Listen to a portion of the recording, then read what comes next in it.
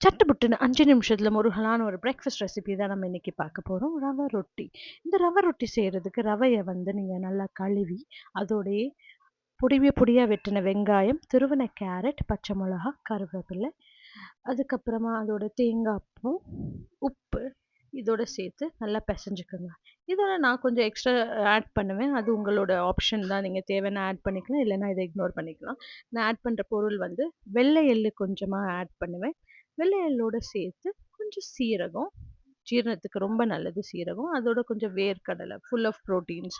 இதெல்லாம் சேர்த்து நல்லா மாவா பெசஞ்சு வச்சு, நல்லா பெசஞ்சு ஒரு 5 நிமிஷத்துக்கு மட்டும் இத ஊறுறதுக்காக பெசஞ்சு மூடி வச்சுருங்க.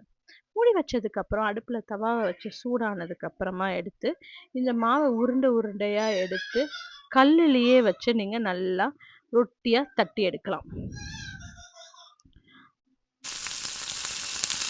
பாருங்க, கல்லு நல்லா சூடாயிருச்சு.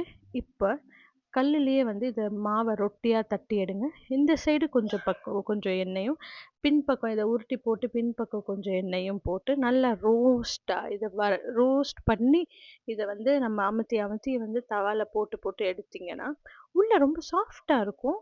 வெளிய ஆனா முருகலா இருக்கும். அந்த ரவையோட கிரிஸ்பினஸ் வெளிய ரொம்ப டேஸ்டியா இருக்கும்.